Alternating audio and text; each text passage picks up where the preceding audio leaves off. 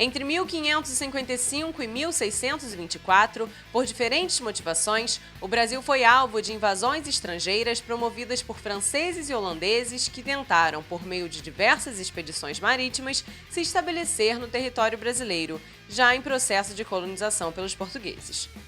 Navegadores franceses conheciam o litoral brasileiro e aqui já haviam criado várias feitorias para contrabandear o pau-brasil. Em 1555, no entanto, a França estava atravessando um período de conflito religioso envolvendo católicos e protestantes. Liderados por Nicolau Durand Villegagnon, os protestantes buscaram refúgio no Brasil e planejaram, então, se fixar permanentemente na Baía de Guanabara, um ponto do litoral brasileiro que os portugueses ainda não tinham povoado. Villegagnon montou 2 canhões alcançando com fogo os fortes de Copacabana, Tamandaré da Laje, São João da Barra e Imbuí. Estava instalada a fortificação que seria dominada em 1567 pelo governador-geral Mendes Sá.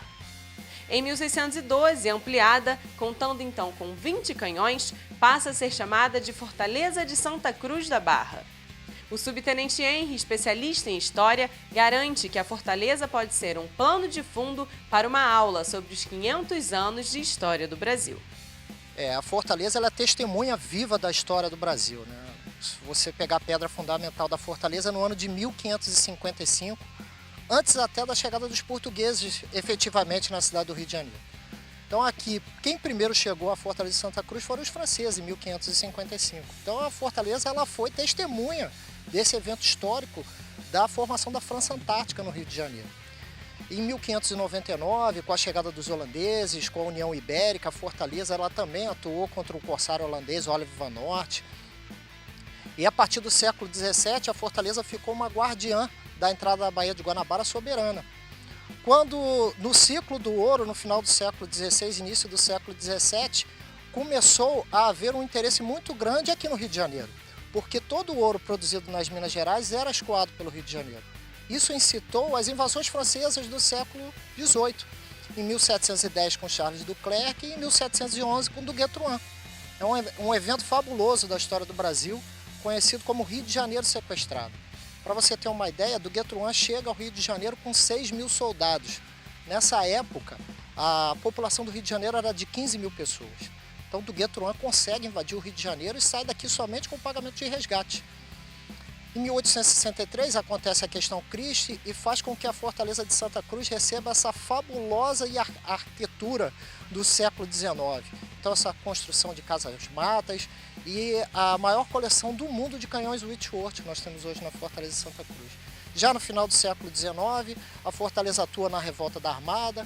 Em 1992, no evento 18 do Forte, a Fortaleza também tem uma atuação contra o Forte Copacabana.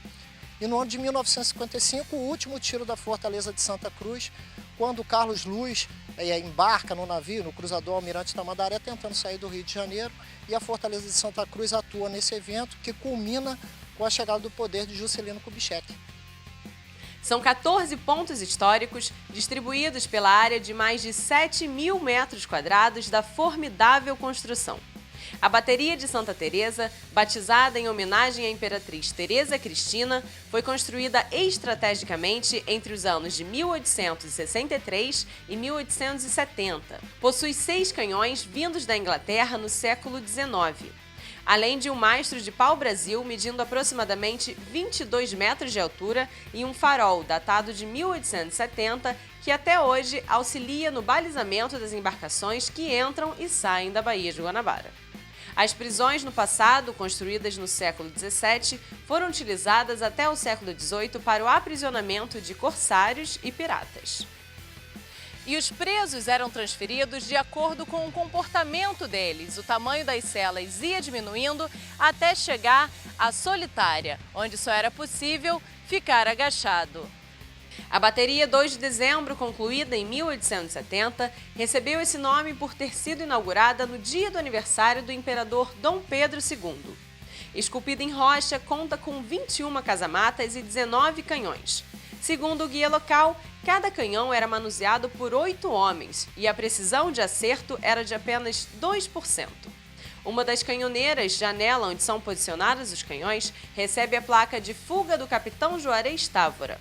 Preso por se envolver no movimento tenentista, revolta promovida por oficiais do exército contra o governo, o capitão possuía algumas regalias e costumava pescar. Em 1929, fugiu pela Canhoneira utilizando uma corda de cânhamo, acompanhado dos tenentes Estilac Leal e Alcides Teixeira de Araújo. Além de Juarez, enquanto presídio, recebeu figuras ilustres como José Bonifácio, Bento Gonçalves e Euclides da Cunha.